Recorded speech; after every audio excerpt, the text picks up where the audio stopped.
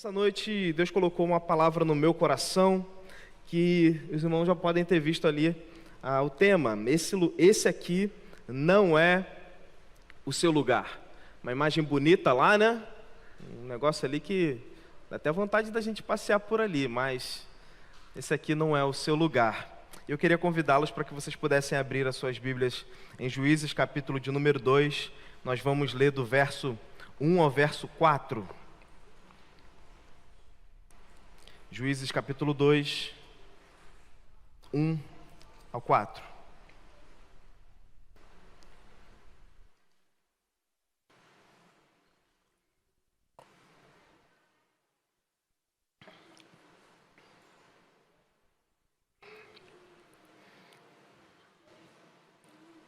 Assim diz a palavra do Senhor. O anjo do Senhor foi de Gilgal a Boquim e disse: Eu tirei vocês do Egito e os trouxe à terra que sob juramento havia prometido aos seus pais. Eu disse: Nunca invalidarei a minha aliança com vocês. Quanto a vocês, não façam nenhuma aliança com os moradores desta terra. Pelo contrário, derrubem os seus altares. No entanto, vocês não obedeceram à minha voz. O que é isso que vocês fizeram? Por isso também eu disse: Não expulsarei esses povos da presença de vocês. Pelo contrário, eles serão seus adversários, e os deuses deles serão uma armadilha para vocês. Quando o anjo do Senhor acabou de falar essas palavras a todos os filhos de Israel, o povo levantou a sua voz e chorou. Vamos orar mais uma vez? Pai de amor, obrigado pela tua palavra, Senhor. O Senhor até aqui tem falado aos nossos corações, e o que eu rogo ao Senhor é que o Senhor continue agora, nesse momento também, a falar aos nossos corações. Nós precisamos da tua palavra. Ó Deus, me ajude na transmissão e na comunicação da tua palavra. Eu sou totalmente dependente do Senhor. Ó Deus, que eu possa transmitir a tua palavra com toda a humildade no coração.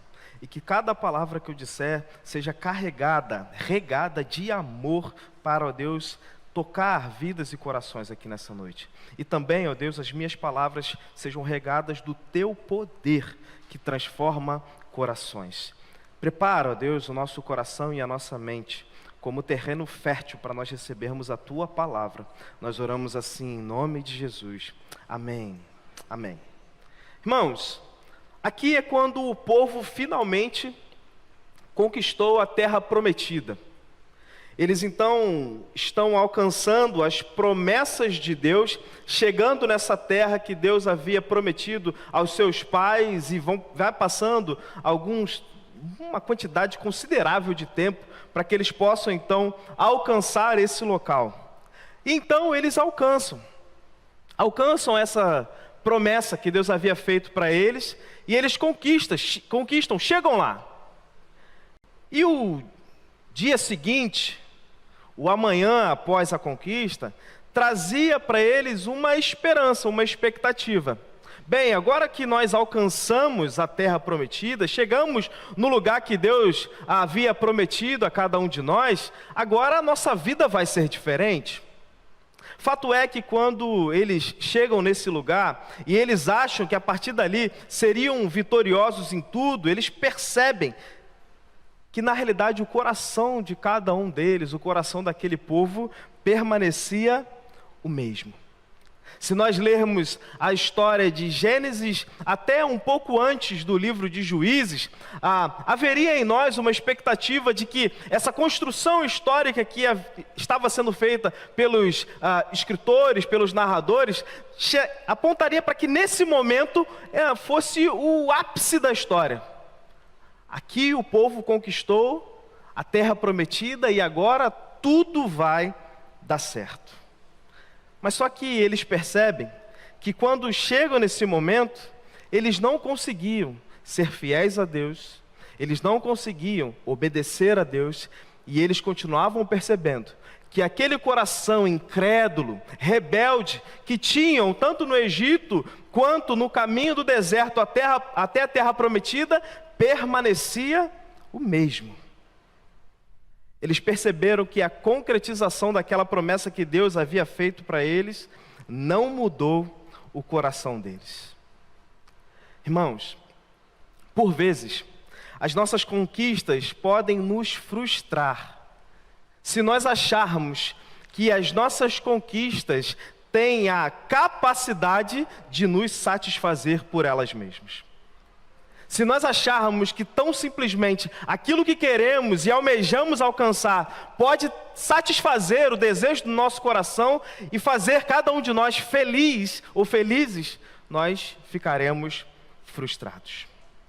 Isso nos leva a pensar então, por que essas pessoas, após conquistarem essa promessa, após alcançarem aquilo que Deus havia prometido para os seus pais, o que fez essas pessoas continuarem com o mesmo coração, mesmo diante daquilo que Deus havia feito? Bem, a resposta é possível ver nesse recorte que nós acabamos de ler. A resposta que o autor do livro de Juízes diz é que, na realidade, durante todo o livro de Juízes, ele diz que o grande problema daquele povo foi a idolatria. Relendo aqui o trecho, ele diz assim, versículo 2: quanto a vocês, não façam nenhuma aliança com os moradores desta terra. Pelo contrário, derrubem os seus altares. No entanto, vocês não obedeceram à minha voz.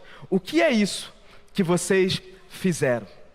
O livro de Juízes é um grito para cada um de nós, e foi para aquele povo. Lógico, eles não leram, o livro de Juízes, porque não tinha como, foi escrito depois. Mas é um grito para cada um de nós, para que percebamos que o que atrapalhou eles naquela caminhada foi que o coração deles amava mais qualquer outra coisa do que o nosso Senhor. Bem, o que eles não deveriam fazer, eles fizeram. Fizeram alianças com os moradores daquela terra. Não derrubaram os altares que Deus havia dito para eles que eles devessem destruir. Então nós encontramos aqui que, na realidade, eles amaram mais qualquer outra coisa que foi apresentada diante deles do que o próprio Senhor. Aqui, no livro de Juízes, é revelado que o nosso coração é uma fábrica de ídolos. Aquele povo, após alcançar a promessa que Deus havia feito a eles, não conseguiram adorar ao Senhor acima de todas as coisas.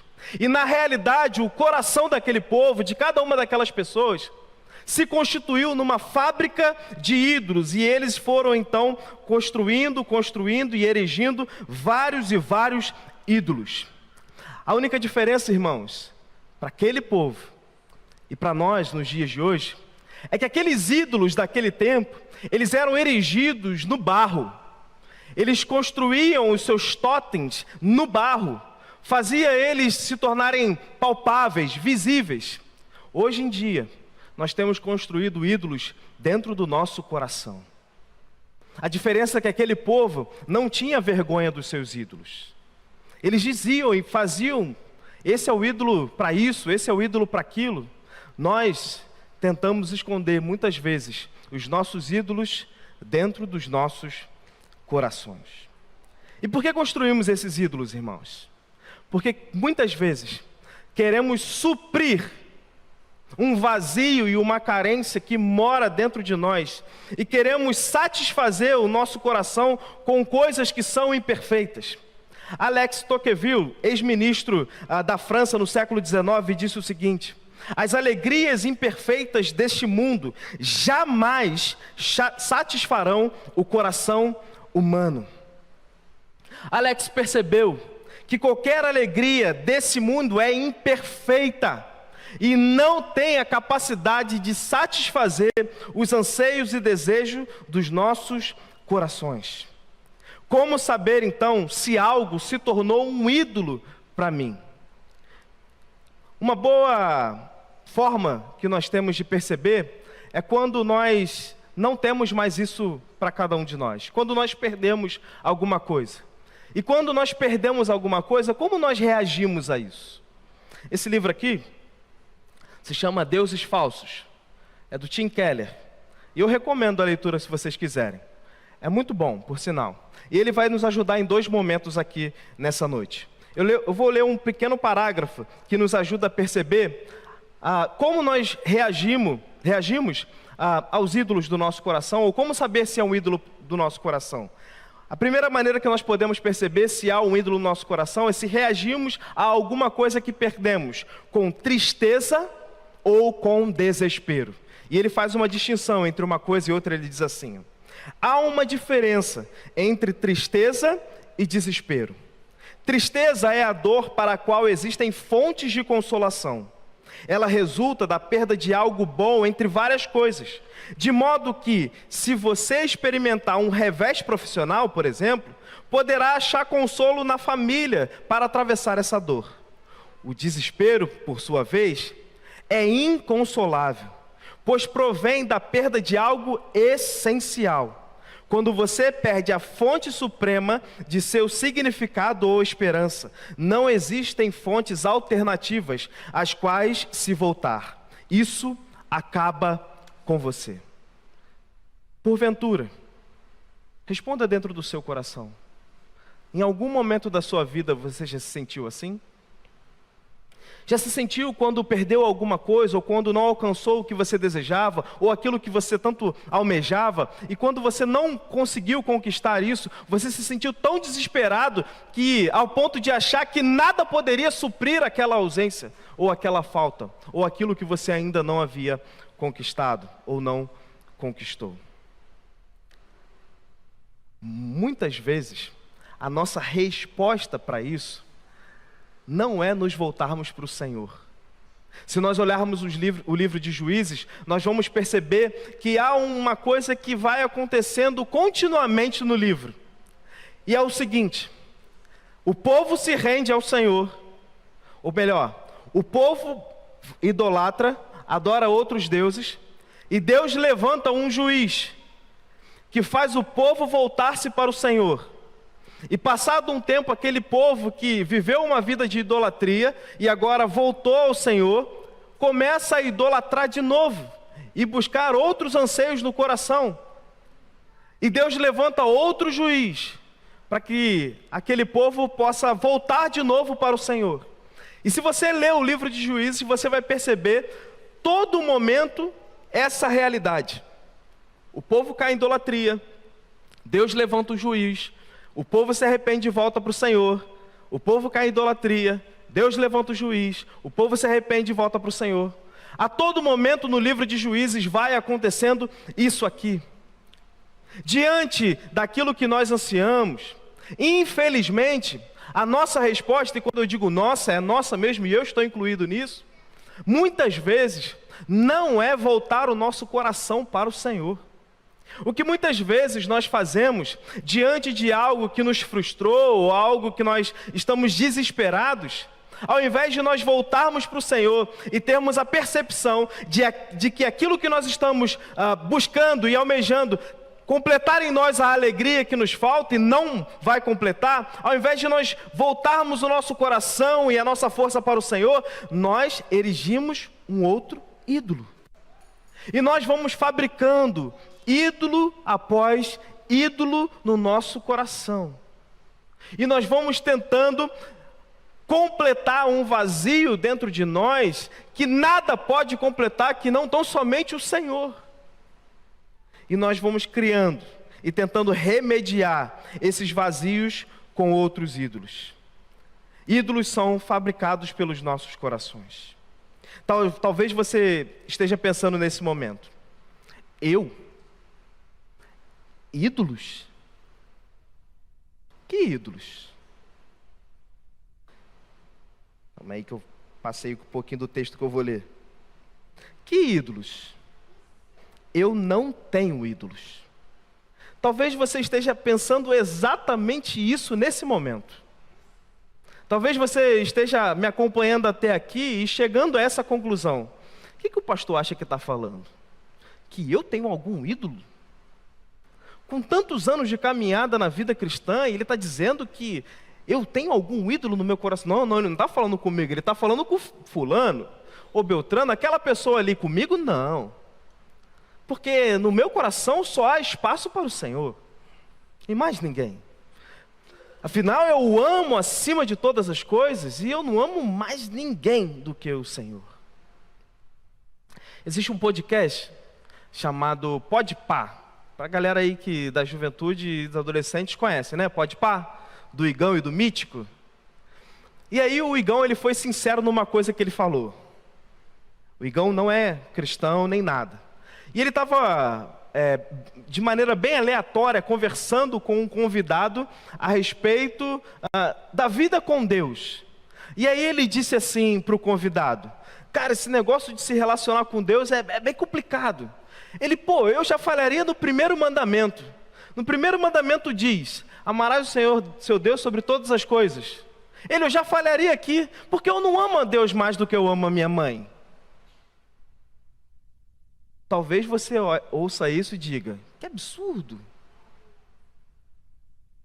Mas nós devemos pedir para Deus sondar o nosso coração e ver se no nosso coração não existe alguma coisa que nós estamos amando mais do que o Senhor. Se nós pensarmos que isso não tem a ver com a gente, quero só lembrar de um texto para os irmãos. Ezequiel, capítulo de número 14, versículo de número 3, quando Deus está falando com o povo, ele diz assim, para que o profeta pudesse falar ao seu povo: estes homens deram lugar no coração aos seus ídolos. Ele está falando com o povo que ele chamou de seu. E Deus está dizendo que aqueles homens deram um lugar no seu coração para os ídolos. Será que realmente Deus não está falando conosco? Segundo momento que esse livro vai nos ajudar é nessa hora. Na página 16, quando o autor aqui está falando sobre ídolos, ele diz que Deus está nos comunicando algo interessante. Ele diz assim: Deus estava dizendo que o coração humano toma coisas boas, como uma carreira profissional bem-sucedida, o amor que a gente tem por alguma pessoa, os bens materiais e até a família, e os converte em coisas essenciais. É aqui nesse ponto que nós transformamos isso em nossos ídolos.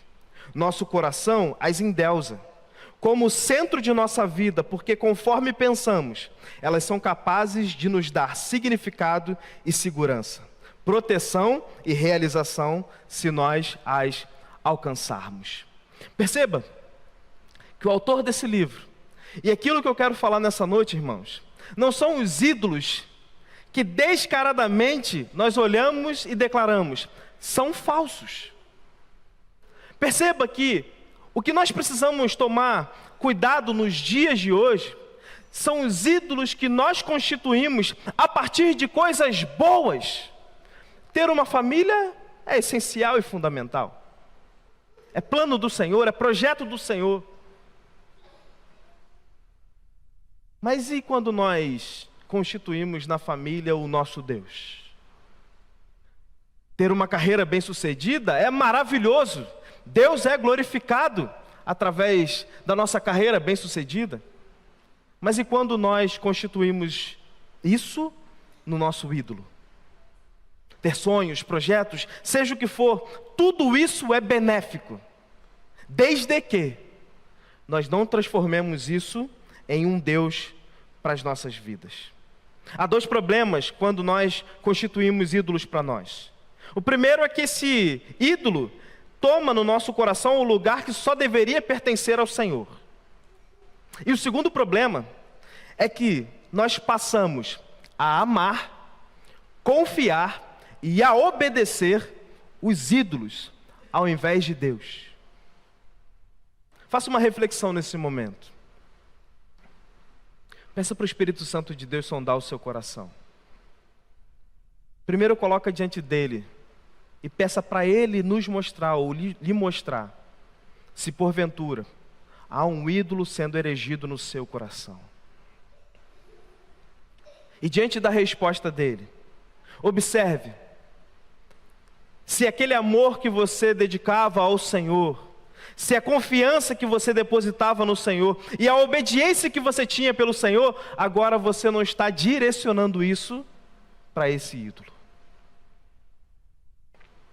A Bíblia está cheia de exemplos que demonstram que se nós colocarmos as nossas expectativas, que algo finito possa suprir uma lacuna que corta a eternidade em nosso coração, isso se constituirá, como diz o profeta Isaías, cama curta e lençol estreito. Qualquer coisa que nós quisermos colocar no lugar do Senhor, isso se constituirá para a nossa vida como cama curta e lençol estreito. Você já dormiu numa cama pequena? Totalmente desconfortável. Para quem é grande aí, para quem é pequeno, se eu na estatura, eu sou pequeno, uma estatura normal, é difícil ter uma cama curta para gente. Mas para quem é altão, Daniel ali, ó, como é que você anda no avião, Daniel? Com esse pernão. Se imagina o Daniel deitando na cama do Pedro, cama curta, e aquelas pernas sobrando na cama. Mas pior do que isso, o incômodo ali do estrado da cama, ou das pontas da cama incomodando a canela ou a perna do Daniel, imagine dar a ele o cobertor do Pedro, numa noite de frio. Cobre um lado, descobre o outro. E cobre o rosto e os pés começam a congelar. Cobre os pés e as mãos começam a congelar. Assim é a nossa expectativa naquilo que é finito. Se você depositar, se eu depositar, se nós depositarmos a nossa expectativa naquilo que é finito, para encaixar em algo que só Deus pode suprir, será sempre como uma cama curta e um lençol estreito. Foi isso que esse povo fez durante todo o livro de Juízes. As expectativas deles só se voltavam para o Senhor quando eles percebiam que tudo ou todo lugar que eles buscaram alguma coisa para suprir a carência deles, eles perceberam que não havia nenhum outro lugar que eles poderiam suprir aquela carência, senão tão somente para o Senhor. Só que esse povo tem um problema de memória. E que todas as vezes que eles faziam isso, eles repetiam o mesmo processo.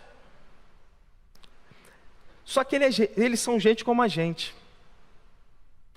E por vezes nós temos problema de memória.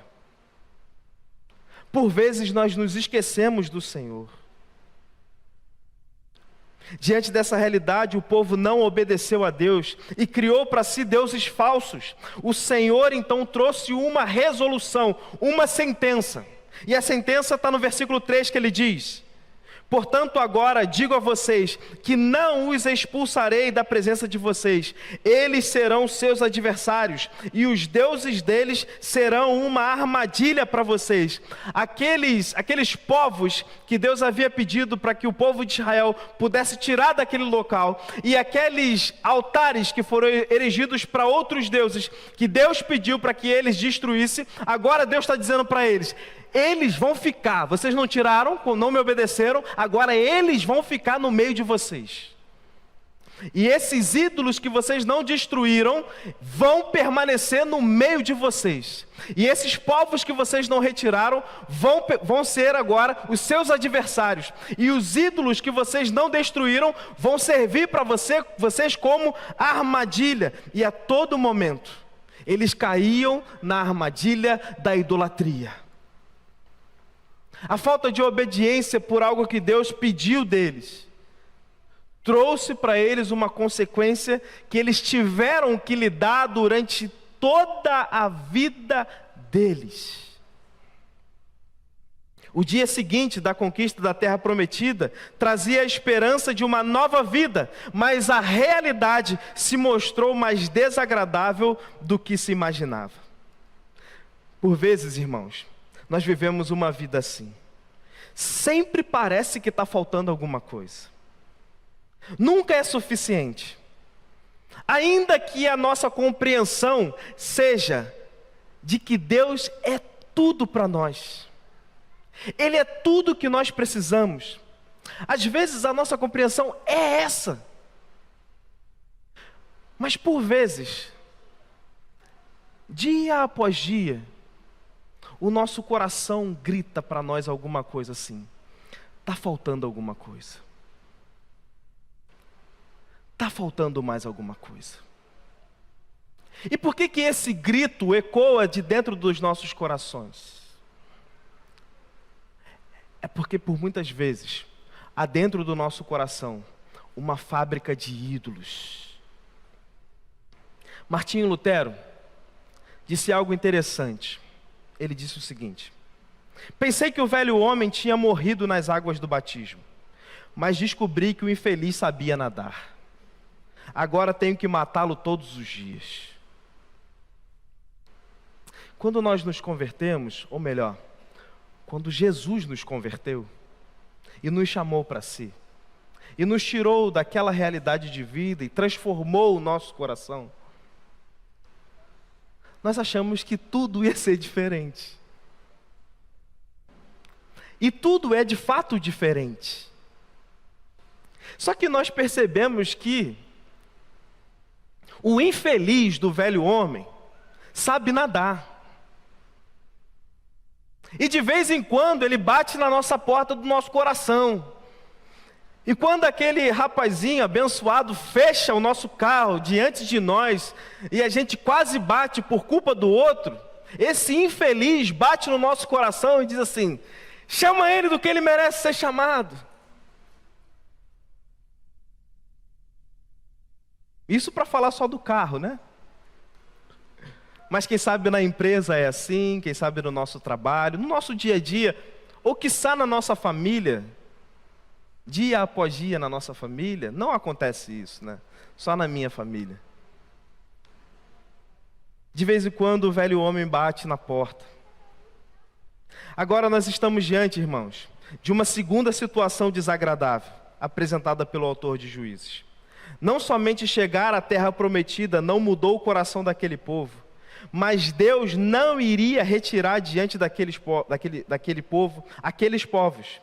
Eles se constituiriam como adversários, e os seus ídolos seriam para aquele povo, para o povo de Deus, uma armadilha. É exatamente isso que podemos ver ao longo do livro de Juízes. O povo tendo que lidar com esse conflito dos povos remanescentes que ali permaneceram, mas também nas armadilhas que vira e mexe, eles caíam. Se esse enredo aqui do livro de Juízes fosse escrito pelo sistema gospel atual, ou sistema religioso atual, na qual nós estamos inseridos, eu não estou te chamando de religioso, só estou dizendo que nós estamos inseridos nesse sistema gospel. O final dessa história revelaria uma moral transformadora. Bem, tudo isso aconteceu e o moral da história é que agora o povo é obediente e está tudo dando certo, as coisas mudaram, eles mudaram e agora está tudo indo de vento e popa. Mas a realidade do livro de Juízes não é essa. No último versículo, no último capítulo do livro de Juízes, diz o seguinte: naquela época não havia rei em Israel e cada um fazia o que lhe parecia certo.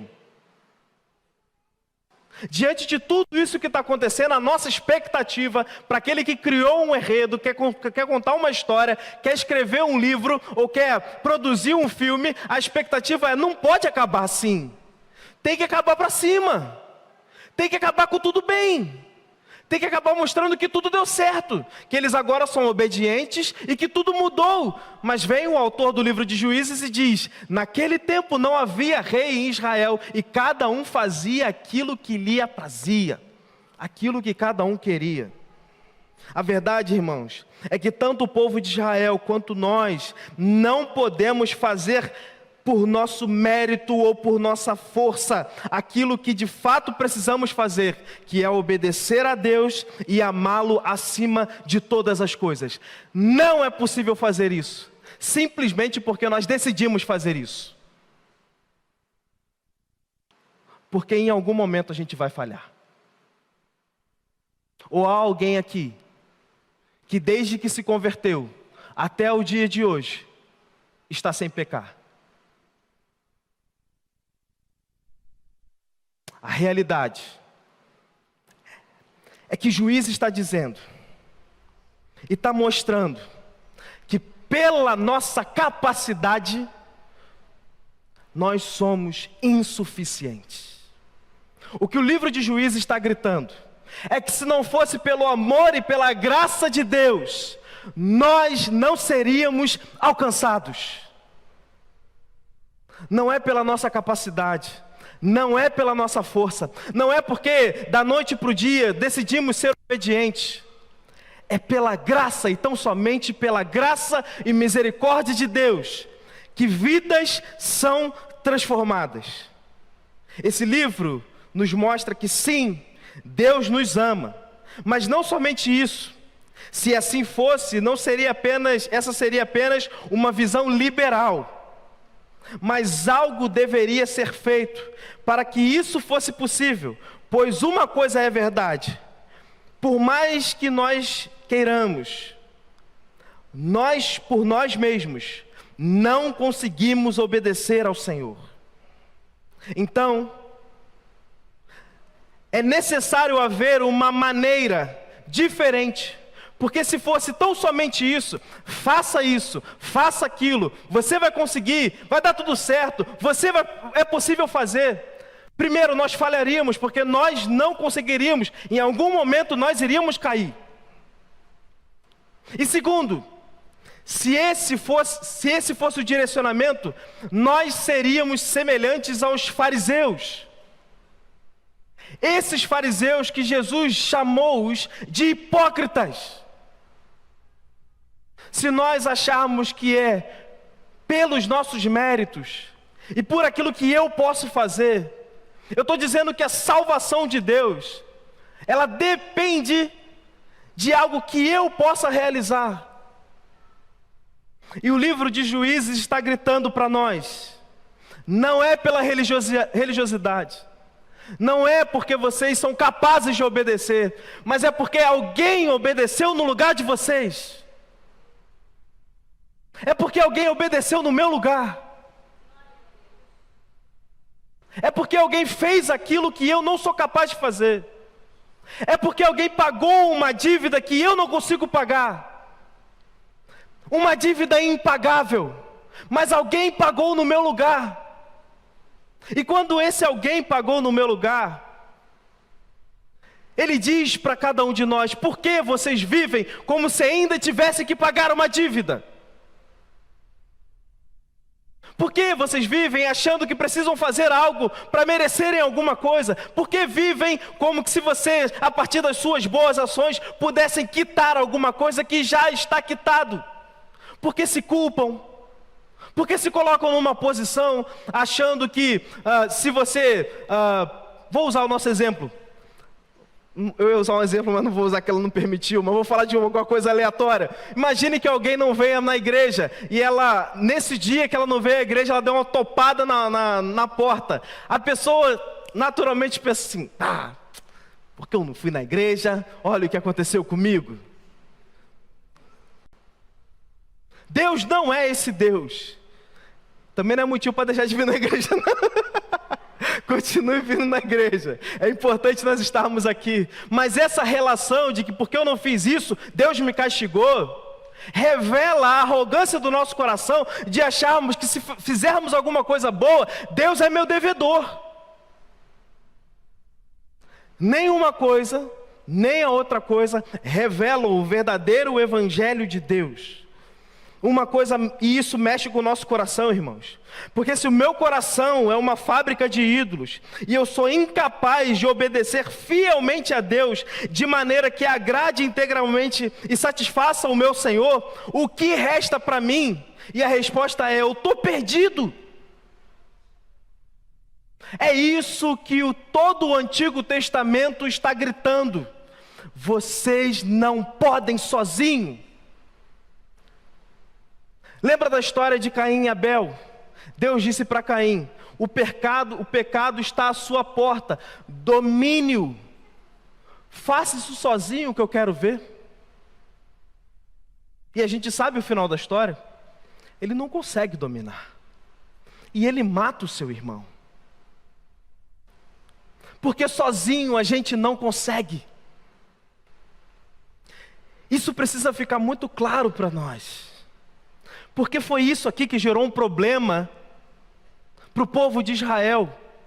Porque achavam que pela sua religiosidade, pelos seus méritos, pelas suas boas obras, pelas suas ações, porque eram filhos de Abraão, porque tinham uma posição, porque era um povo ali no Antigo Testamento escolhido por Deus, eles achavam que isso significava naturalmente que eles tinham alguma coisa a partir da sua posição ou do muito realizar.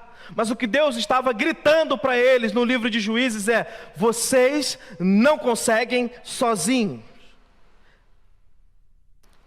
Todas as vezes que nós olharmos para essas perguntas, o que então resta para mim? A resposta será: estou perdido, a não ser que olhemos para um lugar, a não ser que a gente olhe para a cruz do Calvário. E quando nós olharmos para a cruz do Calvário, nós perceberemos que de que estou perdido, serei transformado em estou redimido.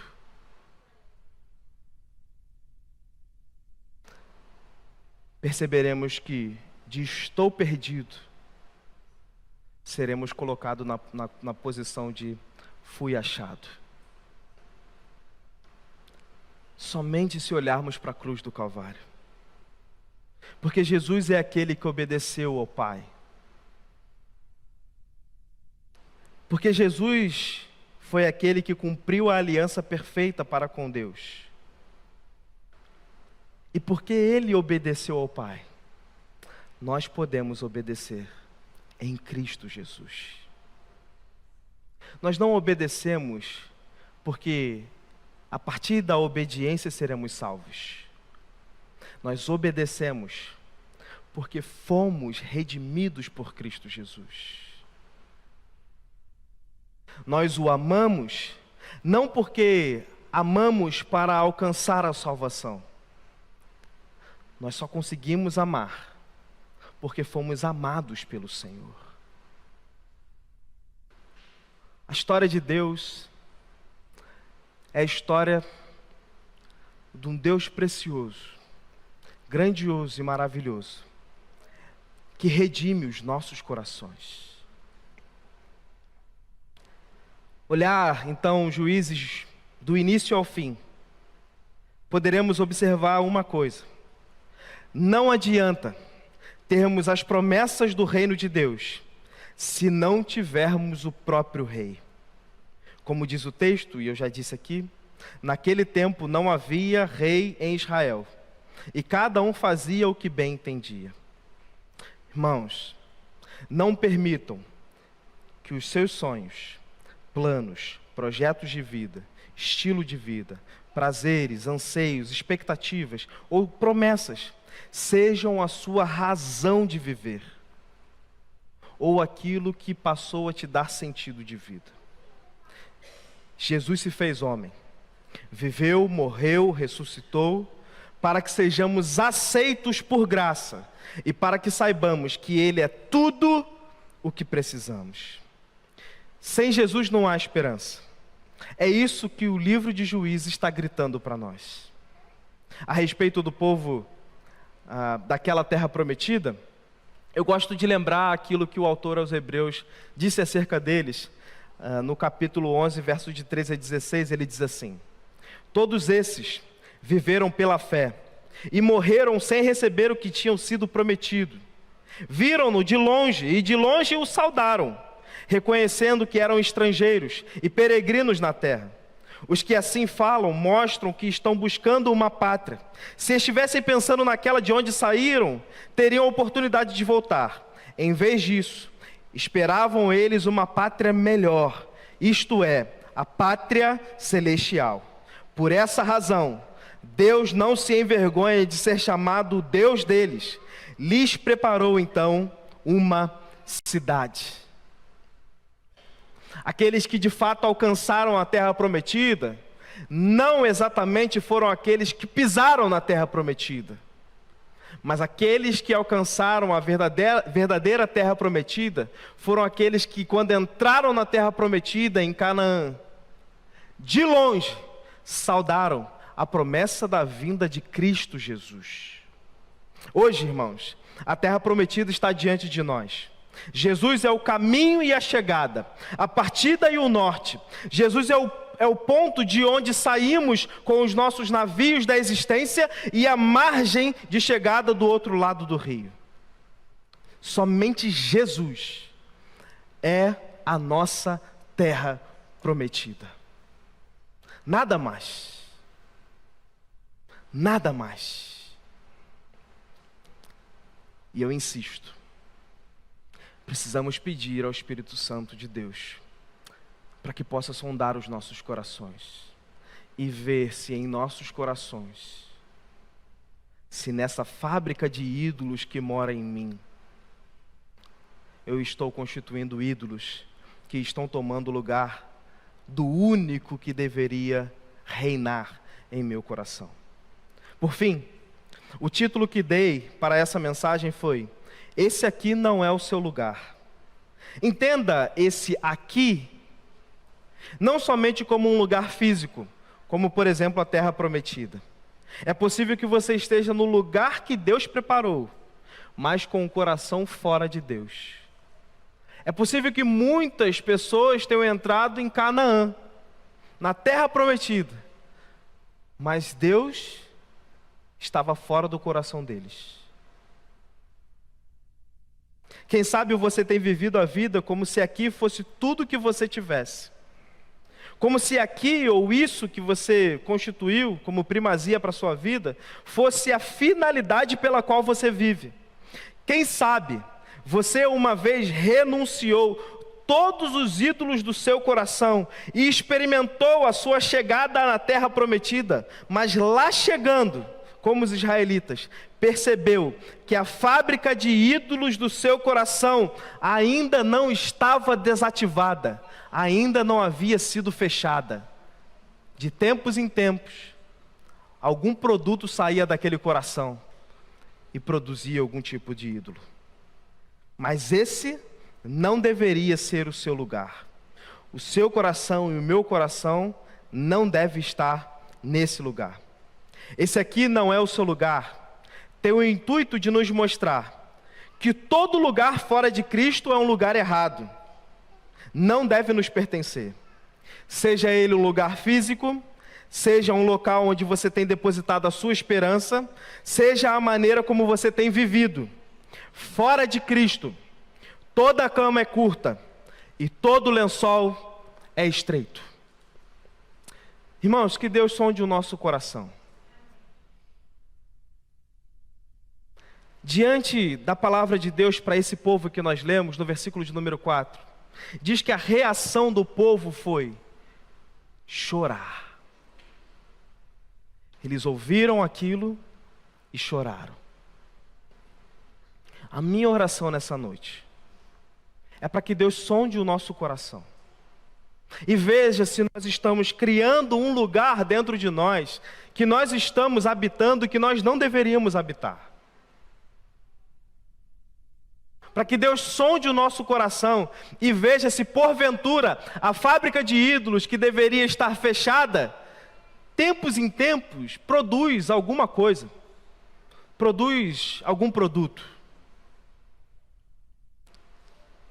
E eu quero terminar isso dizendo para você, ainda que de tempos em tempos o meu e o seu coração produza algum ídolo, eu quero dizer para você que não é pelo seu mérito, que não é porque você parou de produzir ídolos, mas é porque Jesus é aquele que cumpriu a missão, é aquele que obedeceu tão somente ao Pai e colocou o Pai acima de todas as coisas, e porque Ele fez isso, nós somos aceitos por graça. O que a gente faz então, se porventura foi encontrado um ídolo no nosso coração? Nos arrependemos. Colocamos diante do Senhor. Pedimos para Ele nos perdoar. Pedimos para que Ele possa tirar isso do nosso coração. E reafirmamos: obrigado, Senhor, porque não é pela minha capacidade, não é pelo mérito, É por Cristo Jesus. Em Cristo Jesus toda a dívida está paga, quitada. Tudo que é necessário para a nossa salvação está garantido em Cristo Jesus. E se porventura você não tem experimentado isso, eu quero dizer para você que o Evangelho está diante de você. E estando diante de você, basta que você reconheça que tudo o que você precisa ser ou fazer, Jesus é e já fez. E porque Ele já fez, e porque Ele é, nós podemos ser e fazer. Que Deus nos abençoe.